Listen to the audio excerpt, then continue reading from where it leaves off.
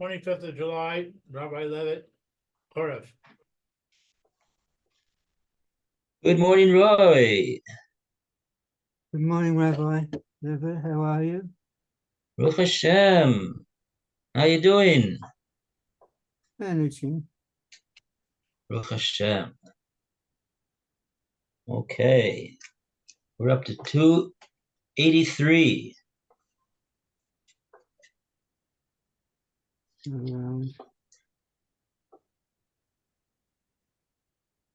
283, and we're talking about tzitzis.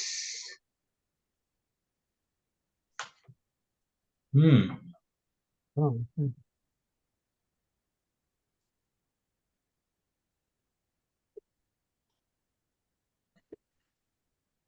Yeah.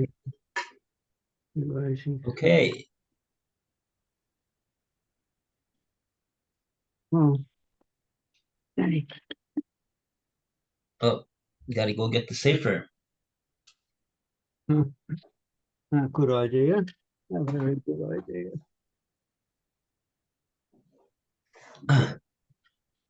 Okay.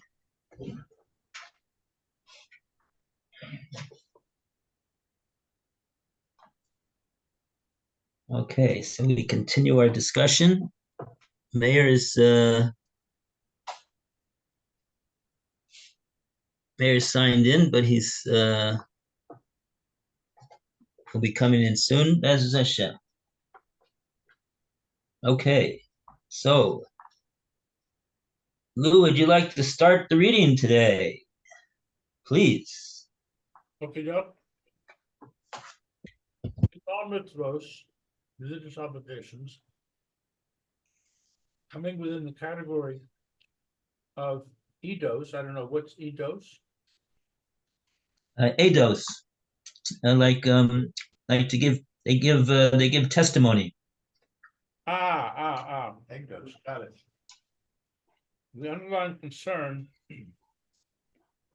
of the precept is that you should not regard as the end purpose that which is ordained only as a symbol and achieves its end only by the significance it bears and by a comprehension of it. And furthermore, that you should not consider that you are fulfilling the mitzvah merely by having the external representation or instrument before you.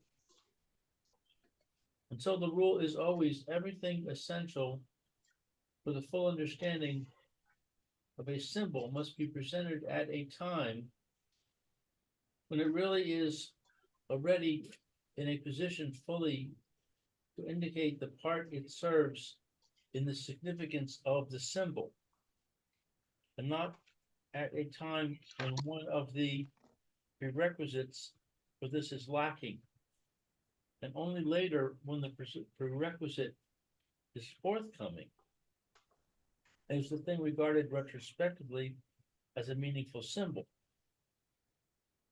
Ta'aseh mean sui. Taseh v'lo min asui is an expression that we find by making a sukkah. That you're supposed to make the sukkah taseh, and not that it should be made. And I see he's going to talk about this. He's going to explain this, I think, right now. Let's see. Okay. So, for instance, the sukkah, the schach for the sukkah, the stock for the sukkah must not, at the moment when the roofing is being repaired, still remain fixed in the earth and be separated from it subsequently. Similarly, here too, at the moment when you tie on the tzitzis, all conditions attaching to them as well as to the garment must be fulfilled. E.g., one must not draw through one thread 8 times, tie it in knots, and then cut it into 8 threads. Or bind seat upon the three-cornered garment, which gets its 4th corner only later on, etc. Oh, that's the idea. The tzitzis therefore must be spun and twisted for their use as tzitzis and must be tied on for this purpose. The wool, furthermore, must not be brush wool or wool waste. I got Alan on the phone. Alan, you having trouble? Alan? Hello? I'm going to send you a link, Alan. All right, I couldn't hear him, but I'm going to send him a link. What, he called you and then you couldn't hear him? Yeah, he said hello, and then I didn't hear him after that, but I told him I'm going to send him a link. Okay. Okay, so here, first we have to do is we have to speak out what this principle is all about. Tasa v'lo min asui. Literally, what it means is, and then hopefully we'll try to understand what he said in this 283. These whatever he said over there was, I didn't really quite understand it at all, but hopefully we'll get a glimpse of what it is that he's saying here, because he's bringing it down to earth with this principle. Tasa v'lo min asui. Literally, it means to make, and not that it should be made. Okay, so how does this principle work out lemaisa? So he gives us an example from Sukkah and also from Tzitzis. So first, the example from Sukkah. Person's making a Sukkah, so we know that the schach, when you put on the schach, that's like the final culmination of the making of the Sukkah. So you got to have everything in place at the time that you put on the schach onto the sukkah. If, for example, you don't have the requisite number of walls in order for it to be a kosher sukkah, and you just put schach on it at that time, so you put schach on something that can't be a sukkah. So, and even if you're gonna, the point is, even if you're gonna fix up the walls after you put on the schach, so that's no good. That's what it means. Tasa v'lo min asui. If you do it, if you gotta be tasa when you put on the schach. It's got to be oh, here comes Alan. Back in a minute. At that point, when you put on the schach, it's ready to be a sukkah. So that's the tasa. You did it. You made the sukkah with that schach. And not that you put on the schach as a preparation, and later on you're gonna put around the walls. Good morning. Good morning, Alan. Good morning, Mayor. Wow. Morning. That was a 1-2 punch. Both of you came in at exactly the same time. That's what I thought. That's what it looked like. So, Okay. let's all have a good day. We're here and we're talking about schach, huh? Okay. We're talking about schach, and particularly we're talking about this klal in mitzvahs. We have a klal when it comes to mitzvahs. We have to do the mitzvahs, and not that they should be done. And this is expressed, Rav Hirsch, in this last paragraph of section 283. Actually, I should say the end of the first paragraph of section 283. He mentions this idea.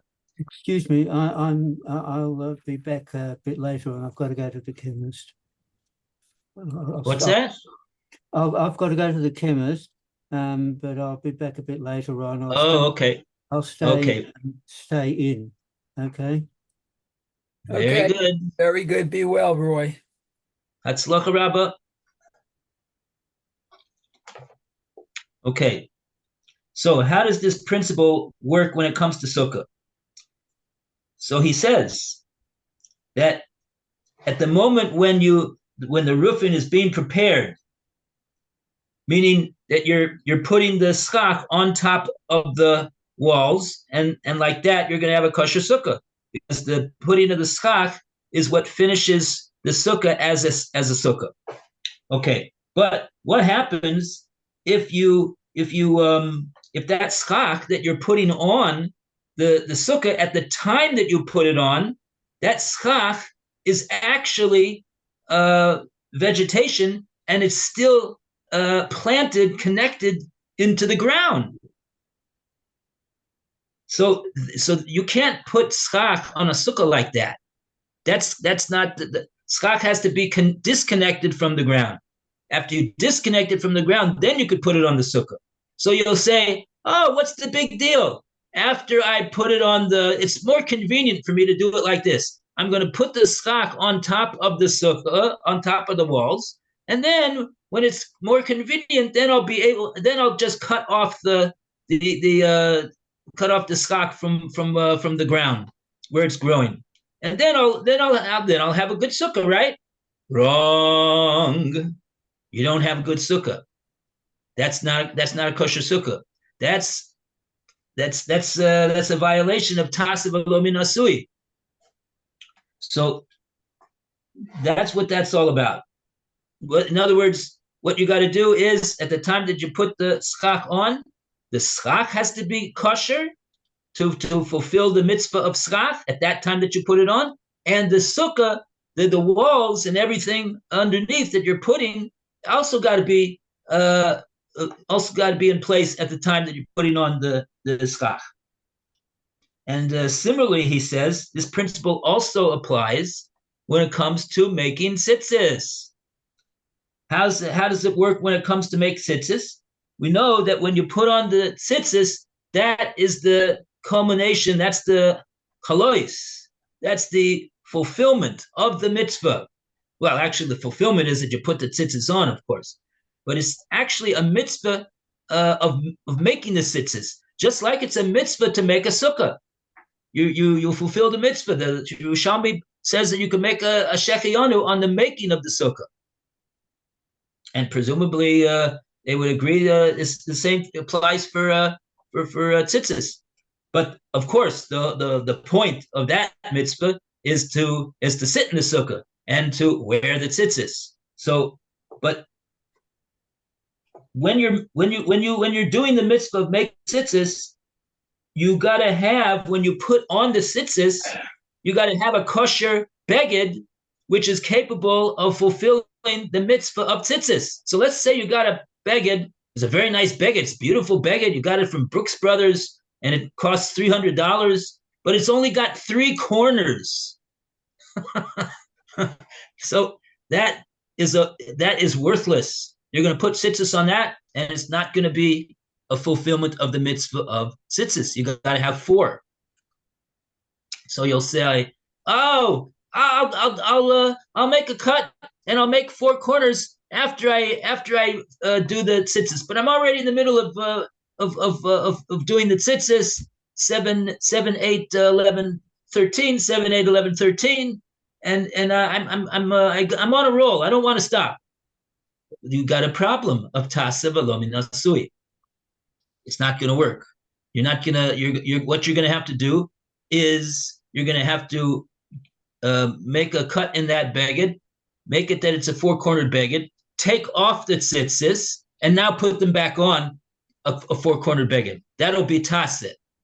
Then you'll be making the garment of tzitzis. Okay, so that's the principle, and at least hopefully we got that. Now, should we be?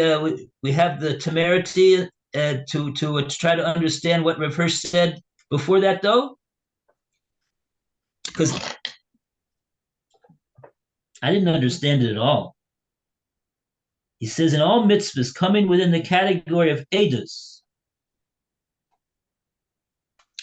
Okay, so he didn't really explain what it means in mitzvah of edus. But he's using that expression here now. So, Bekitzer, I don't know how he says about it. I'm assuming he must have mentioned it before and we forgot it. But he's assuming that we remember everything he told us so far.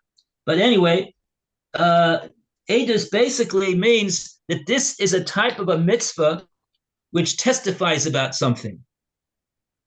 So, for example, the mitzvah of Sukkah testifies to the fact that Hashem sustained Klal Yisrael in the Midbar, a place that is not capable of living in such a place like that for more than a day. And we were there for 40 years, and not just one person. A whole nation was sustained over there. Hashem provided. So the mitzvah of Sukkah is edus. Now, the mitzvah of tzitzis is also edus. What's the edus of tzitzis?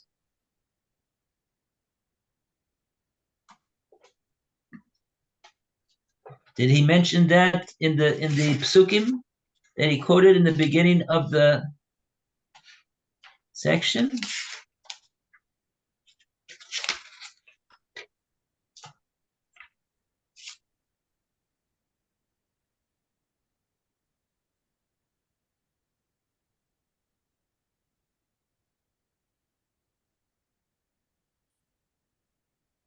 I think that the edus of tzitzis is, like he says, like he brings from the psukim in the beginning of his essay over here on tzitzis, that Hashem is saying, you've got a beged over here to put on, and this beged you're going to put on tzitzis, and the tzitzis is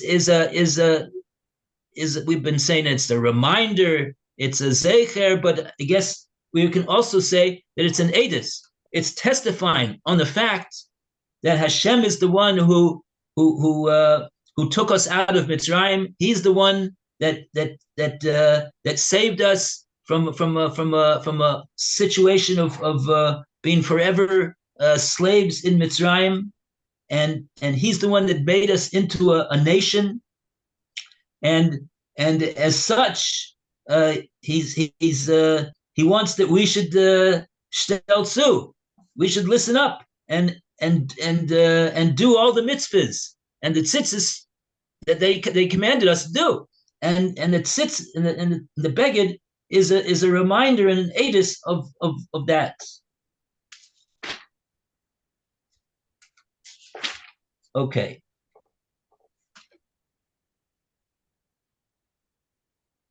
Okay, so with that, I think I explained the first sentence of this 20-sentence paragraph.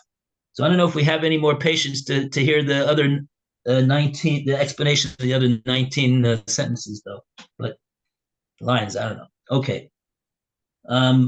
Let's just go quickly to the rule. He says, and the rule is always. This is in the middle of the first paragraph of section 283. He says over here, the rule is always everything essential for the full understanding of a symbol must be presented at the time when it is already in position fully to indicate the part it serves in the significance of the symbol. Oh, not at a time when one of the things you need for the fulfillment of that symbol is lacking. Wow, this is amazing what he's saying over here, and he's saying that this is the idea of the klal of tasav v'lo min asui.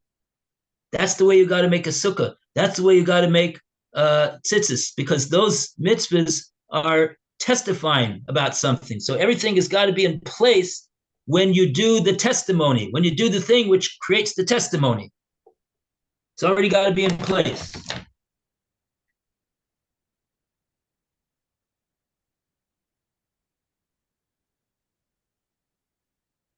Wow, he's saying a lot more than I'm saying, but I think we'll go on because I think that we have to go on.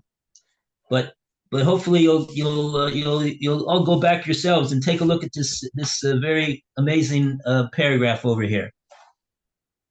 Leonetta, I'm going to do the same. Okay, so for the time being, let's go to the next one. Let's go to section 284.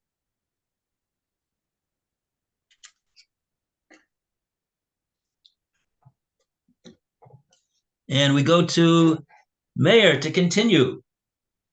Okay, 284. Says, tzitzit, which have been given to us as a protective reminder in our intercourse with the vulgar, mundane world, is designated only for the period of this intercourse, namely daytime. Therefore, the bracha over tzitzit should not be pronounced before daybreak. The proper time is when the objects appear distinctly and blue thread can be distinguished from the white ones. Wrap yourself up in the tzitzit garment, first around the head and then around the body, and pronounce the bracha standing as soon as you have washed your hands early in the morning. Put the tzitzit round you so that the two tzitzit are in front and two behind. For a blind man, tzitzit also appears as a tangible reminder in the world accessible to him by his sense of touch. Tzitzit and talit, although they possess no sanctity in themselves, should nevertheless not be used in an undignified manner, even when they have become unserviceable, because they were at the time used for a mitzvah. So that's a good question. So how does one actually dispose of worn out tzitzit then?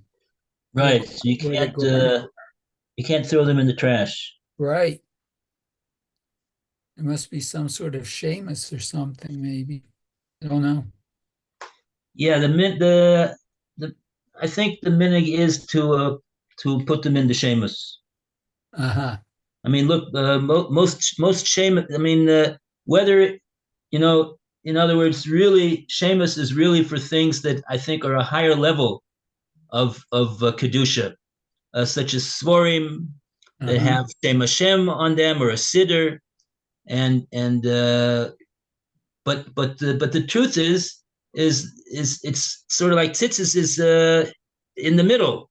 It doesn't have the kedusha of tefillin. Doesn't have doesn't have I think it's 36 mentioning of the name of Hashem in the parshas of both the Shel Yad and the Shel Rosh. So it's obviously a very, very it's got intrinsic kedusha, the tefillin, but the tzitzis doesn't have that, but it is used for mitzvah. It's used for mitzvah. So the same thing would really apply. The same thing would really apply to schach. Schach also should not be placed directly into the garbage, even if it's already become dirty and unusable, and there's like bugs and everything, and you don't want the bugs to fall in your soup, so you buy you buy some new schach, and you put these. So what do you do with them?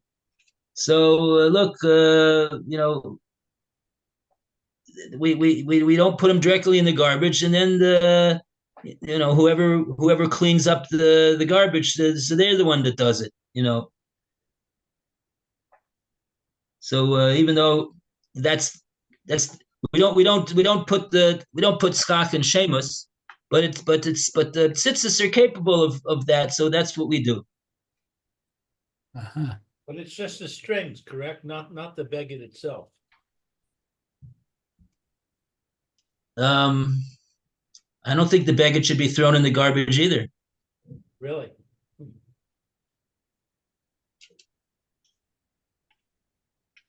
Um,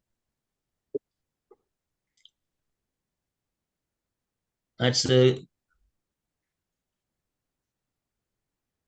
I mean, first of all, that's quite a tircha to have to remove all of the to remove the tzitzis from the garment in order to put just the tzitzis in the shemus. Practically speaking, I never saw anybody do that. You can't just cut them with the scissors? Cut them off like that.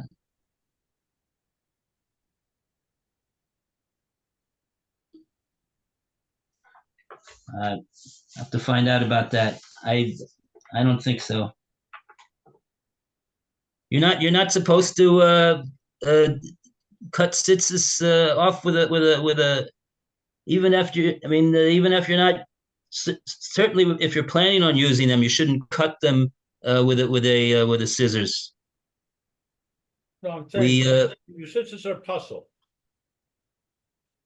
So now you got to get rid of it. You got to get rid of the scissors, the strings, and put new ones in there. Well,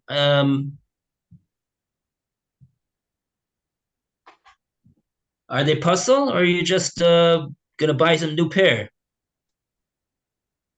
In my case, they're puzzle. I wait until they're puzzle before I get rid of them. Uh-huh. When I discover a pair of scissors, a set of strings is puzzle, I cut it off, put it in the shemus, and then I buy a new set of strings and I tie them in there. So actually, I never get rid of the garment. Garments usually stay for a long time because,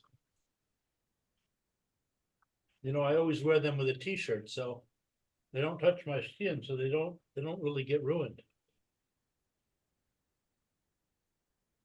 Oh, they don't get yellow? Mine usually get yellow. I haven't found that they do. Okay.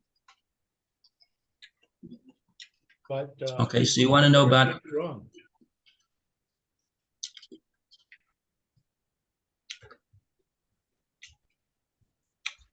I'll try to check that out. Thank you, I appreciate that. Clean that.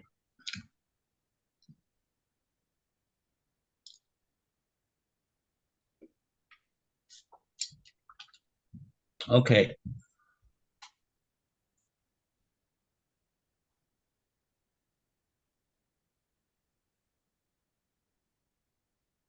This is interesting what he says for a person that can't see. Tzitzis also applies as a tangible reminder, a zeicher or an os, to the principles that that Rav Hirsch has said over here, by his sense of touch. So I guess he means to say that, and he brings a source for it from the Shulchan Aruch. I happen to have a Shulchan Aruch right here.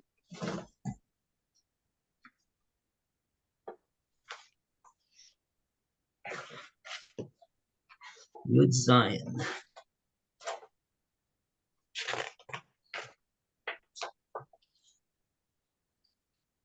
Oh, Yud Zion is mi hema chayovim b'tzitzis. Who is chayav in the midst of tzitzis? Afu gav diksiv re'isim oso. Even though it says in the pasuk, and you should see them. Suma, someone that cannot see, chayav b'tzitzis. He is obligated also in the mitzvah of tzitzis. So how does he fulfill this? What it says, re'isim oso. Mipnei shenisrabe mi'asher techasebo. Ukra do re'isim oso, it's historic lemayet ksus laila. Oh. Okay, so what he said over here is that in other words, this that it says re'isimo, so you might have thought to say, well, if somebody can't see them, maybe the Torah is telling us that such a person like that doesn't have a mitzvah of tzitzis, because it's only for somebody who's capable of seeing them. Now, a person who can't see is not capable of seeing them. So he says no, because somebody who cannot see, he's included in the mitzvah because it says asher me'asher techasebo, that you should cover yourselves with the garments which has the tzitzis on them. So that a person who cannot see, he can fulfill that. So we see that the mitzvah is for him. And what do we say about this that it says that you should see them? It's merely coming to tell us that the mitzvah of tzitzis is designated for a garment which is used during the day, but not a garment that's only used at nighttime. You don't need to put tzitzis on your pajamas, in case you were all wondering about that.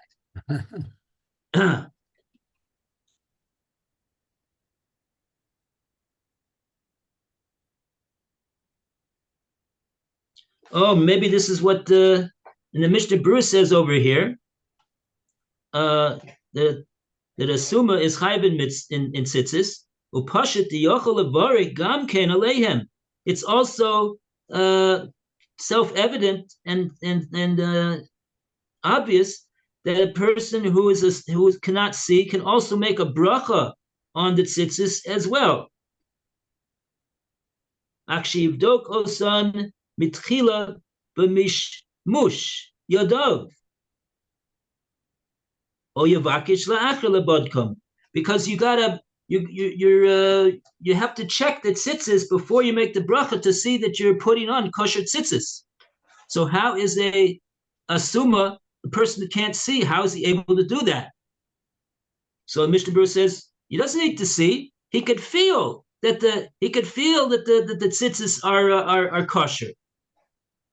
I guess he means to say he could feel that he's got all the 8 strings, and that they're not they're not torn, and then he says, and if he can't do that, so he can get somebody else to do it. Okay, but there you see what Rav Hirsch was referring to. Right. By his sense of touch, he's able to notice that he's wearing a garment that has tzitzis on him.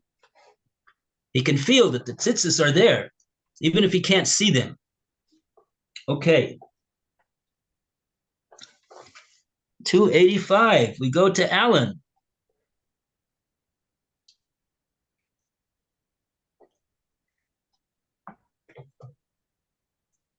Alan, we can't hear you.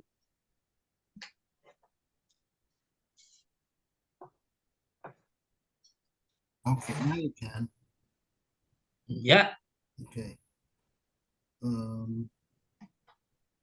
God gave you the tzitzis as a means for a lesson, but he left the use of them to your own free will.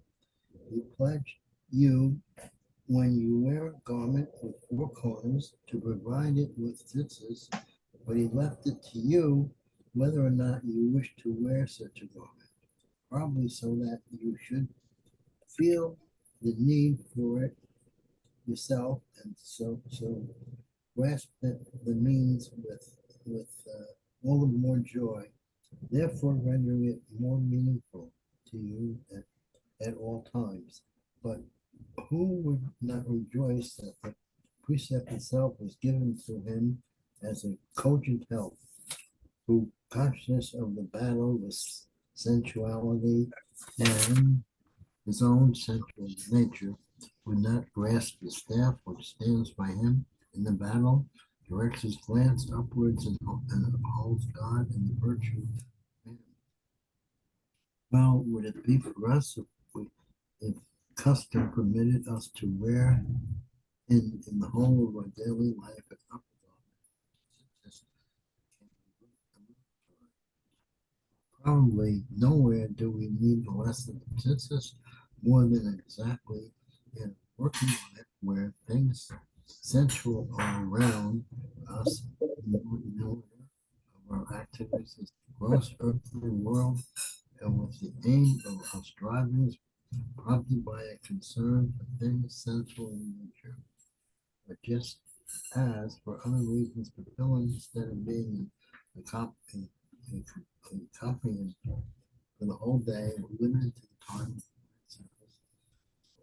So also on the upper garment only during the divine service, it is a permanent copy. From the time of the reading of Shema, the sister should be taken left hand,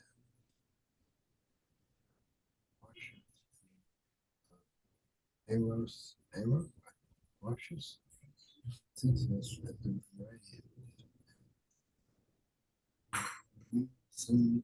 Also, one should look at the scissors after having looked at some passage scissors gently to the lips in front of devotion and joy for the means of ennoblement by the law of scissors bestowed upon it. Scissors should be held in one's hand. So,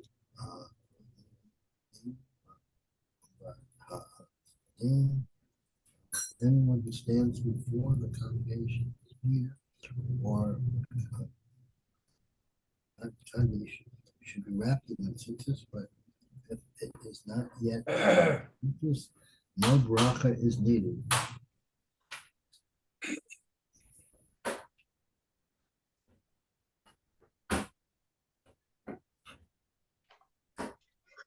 Okay, next. 286. Okay, so he's commenting over here on this on the fact that tzitzis, we don't have a mitzvah to go out and buy a four-cornered garment so that we could put tzitzis on them and fulfill the mitzvah tzitzis. If we want, we wouldn't be in violation of anything by not ever buying a four-cornered garment. If we don't have a four-cornered garment, we don't have to put tzitzis on it. We don't have to wear it. But of course, there's a fulfillment of a mitzvah if one does so. If he goes and gets the four-cornered garment, and he puts tzitzis on it, and he wears it, of course, that's the mitzvah. That's the mitzvah of tzitzis.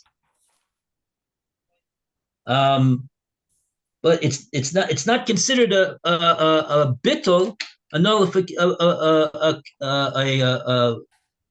nullification of the mitzvah if he doesn't have a four-cornered garment to wear, and he's not required to buy a four-cornered garment.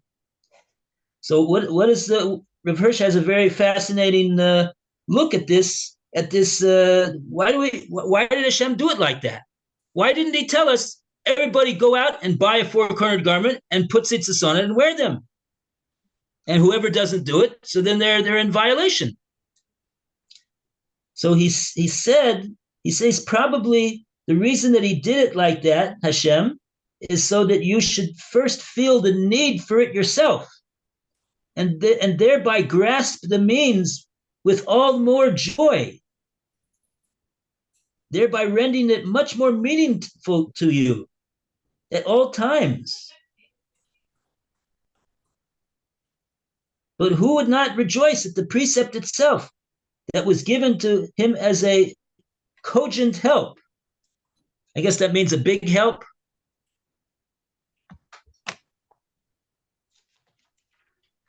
We need help in this battle with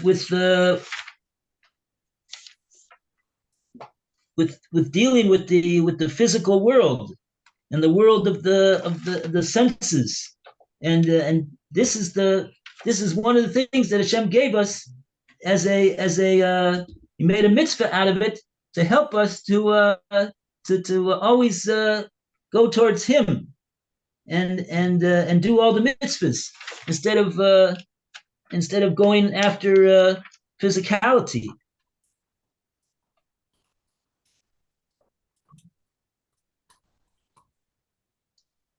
Okay.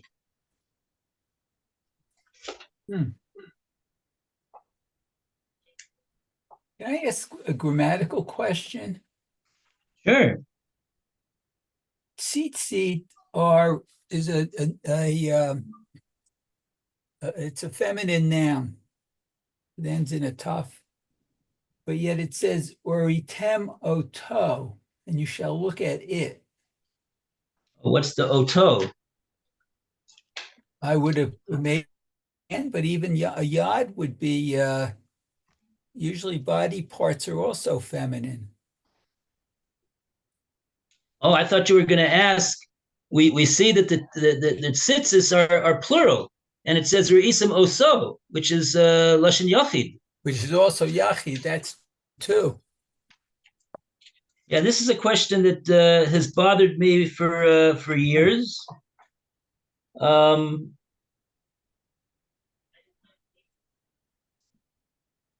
We have to take a look in the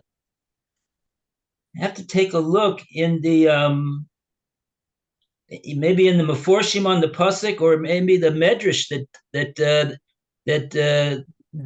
darshans these words. Reisimoso. What is that referring to? I never saw it anywhere brought down. I thought that the Oso is referring to Hashem. Oh. But I didn't ever find any support for that idea in the Meforshim or the Medrash. No, but it answers my question grammatically. But doesn't the Midrash say that we look at the blue and we remember the sea and remember the sky and remember the Kisei HaKavod? Right? True. The Chelet is also a feminine Oso word. is the tzitzit, not Hashem. What was that? I said, doesn't that imply that when it says Oso, you look at him, we're talking about the tzitzit, because we're looking at the blue thread of the tzitzit, not Hashem. Oh, you're only looking at one thread. You're only looking at the blue thread? I think that's what it means, doesn't it? Yeah, but the Chelet's also feminine, I think.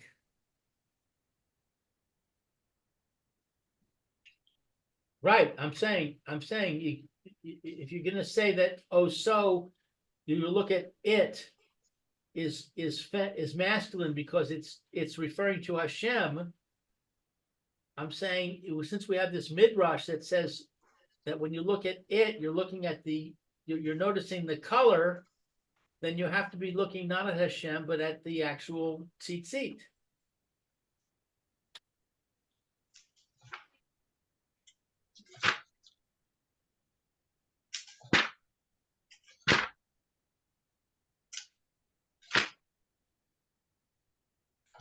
Looking right now.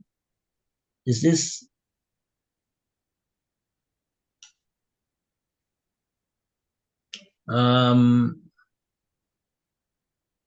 Here we are. Haya lechem letzitzis reisim oso, uzachartem b'kol mitzvahs Hashem. Reisim oso. Rashi makes no comment on that section of the pasuk.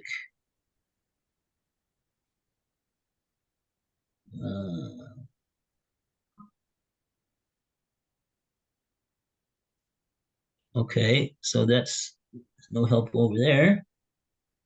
What about the Targum? Yes, Sidra Chun Yas Kol Pikude.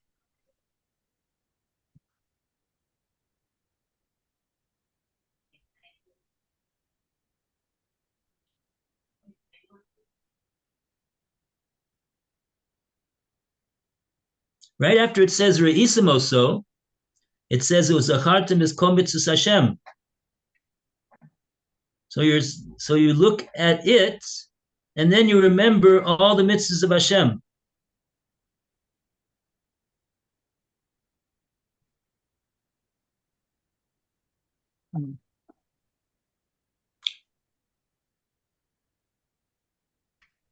Okay.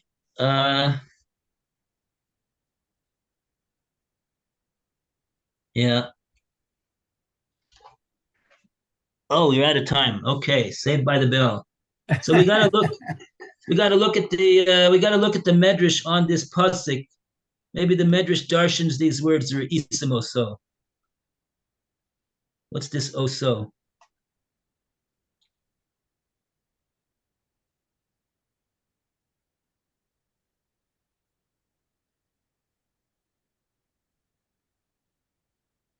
Techazun yaseh. No, the Onkelos just translates it into Aramaic. Oso is yaseh. Okay. Okay, that'll be an assignment for tomorrow. Take a look in the medrash. All the best. Okay. Have a great day, Mayor. We'll be back. Be well, everyone.